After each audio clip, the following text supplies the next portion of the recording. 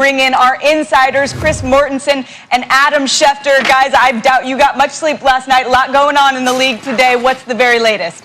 Well, good morning, Sam. And in the unprecedented situation unfolding in Denver, here's what happened. Basically, the Broncos quarterback Jeff Driscoll tested positive during the week. The other quarterbacks in the room, Drew Lock, Brett Rippon, Blake Bortles, were not wearing masks. They were deemed high-risk, close contacts and deemed ineligible. So there's all four quarterbacks, the entire quarterback room wiped out. The Broncos spoke with the NFL on Saturday. They tried to have the game moved to Tuesday. The league refused to do that. They tried to have their offensive quality control coach, Brian Calabrese, signed off their coaching staff onto their active roster to play quarterback because he understood the system better than anybody else. They were denied that request. And so in the end, the Broncos will turn to their practice squad wide receiver, Kendall Hinton. He will play quarterback today. And as of Saturday night, the Broncos were in their offices literally diagramming plays,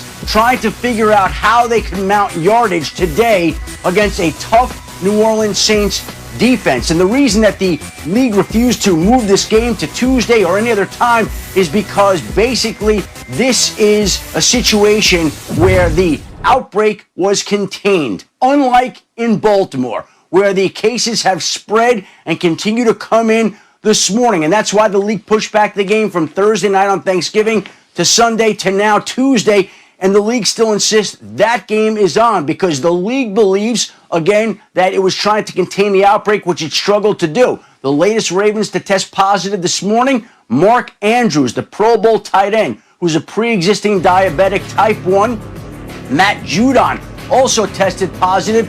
There are now at least 11 positive tests in Baltimore. There have been 20 players placed on the reserve COVID-19 list. There are at least 10 staffers who have tested positive. But as of now, Mort, this game is still scheduled to be played, and the NFL wants to make sure that game gets in on Tuesday night, Mort. That's right, Adam. And the San Francisco 49ers were thrown a different COVID-19 curve Saturday when Santa Clara County, where they are headquartered and where Levi Stadium is based, when Santa Clara County issued a suspension of contact sports for the next 3 weeks, effective Monday. Now, they play the Rams today in Los Angeles, but they play the Buffalo Bills a week from Monday night, scheduled for Levi Stadium, and they have one other home game, Washington, the following week after the Bills game.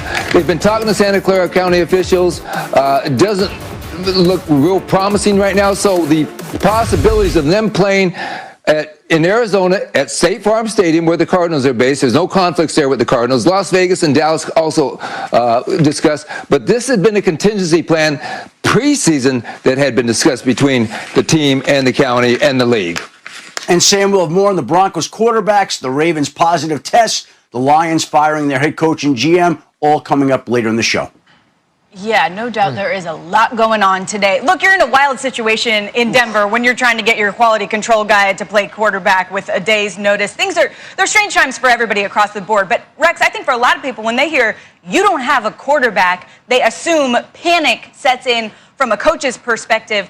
But you're telling me there's actually a plan for this. Yeah, there is. As a head coach, what you do, and maybe your team doesn't even realize it, but you have what you call direct runs. And literally, your entire playbook in your run game is out there for you. And all you got to do is just snap it to your running back.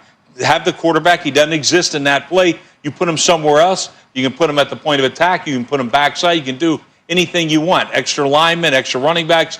Makes no difference. Trust me, I can tell you this. That team, like, we get it. They're not going to throw the ball. They can't throw the ball. We get it. But, man, they are gonna pound the football, turn back the clock about 50 years. This is your dream game, and this really is a dream game because, to me, the whole team is excited to play this one. They can claim they're not. They already got a built-in excuse. No. They are excited to play this one. I can guarantee you that. Later, Randy and I are going to talk about it. We talked about it last night. I was told by a league one time that, my quarterback had to start. I wasn't going to throw any passes. So we ran it every snap, and we were up 14-0 when we put the backup in. So we'll see what happens. Do you blitz them every play? Do you blitz them every play? I don't know, or Teddy, just maybe 9 out of 10? I mean that's just the thing, because you got to expect the runs, right, Coach? Yeah, I mean, that's true. I mean, do they use running backs at the wildcat position? I mean, this is really something we talked about at the beginning of the year about losing an entire positional group because of COVID. That's just something you just can't anticipate. Try to get a coach to play quarterback is just something that baffles me. Crazy. I mean, defensive players though, I mean, I'm not thinking about getting sacks anymore, rushing the passer or anything like that, because, I mean, I just got to be able to stop the run. Do they use Lindsey as a quarterback? Royce Freeman? Do they use, Melvin Gordon? And also, if I'm a DB, just be ready for one play. You got to be ready. It's like, I may not have any type of business, but there may be that one play. Well, all of a sudden he's going to block me, but all of a sudden he's going deep. Yeah, that's what you better not get burned by somebody in the pass game.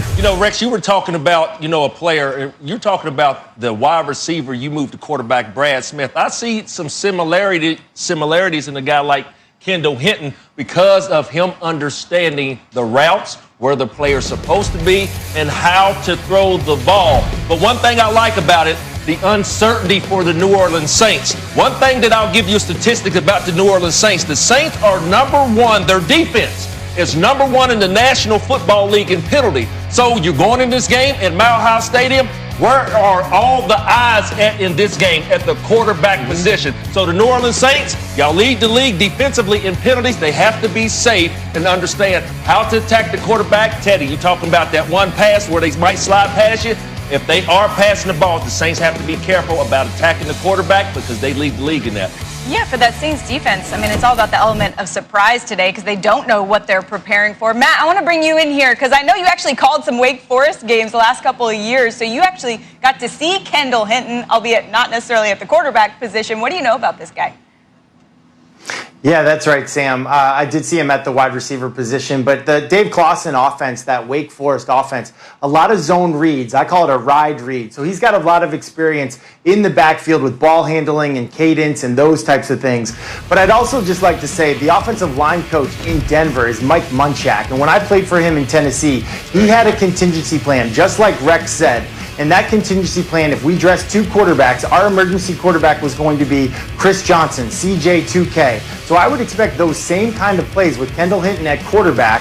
And if you are going to go empty formation or wildcat formation with all the different running backs that Denver has, I would expect in that situation, if they do what Munchak did in Tennessee, I would expect a silent count because they probably trust Kendall Hinton with cadence. They probably don't trust that the cadence will be consistent with all the different running backs that are in there. So just like Rex said, they will have a plan, and I do believe that the Broncos will believe because of this plan, we might be able to sneak a win here against the New Orleans Saints when nobody's given us a chance.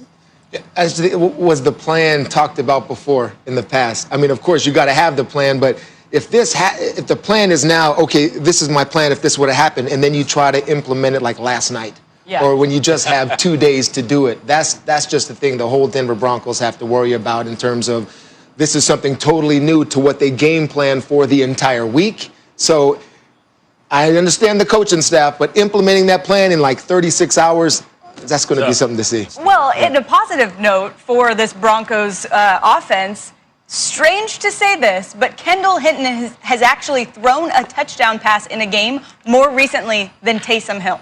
We're going back to 2016 and 2017, which is just wild across the board. This game's going to be interesting to watch. Let's get to our opening kicks, what you're most excited to see today. Randy, start us off. Well, Sam, let's take it to the Sunshine State of Florida. The defending Super Bowl champs, Kansas City, are going to Tampa. But I'm looking for the Tampa Bay Bucks. Make them count. Can you keep Tom Brady upright in the pocket? Can he step up?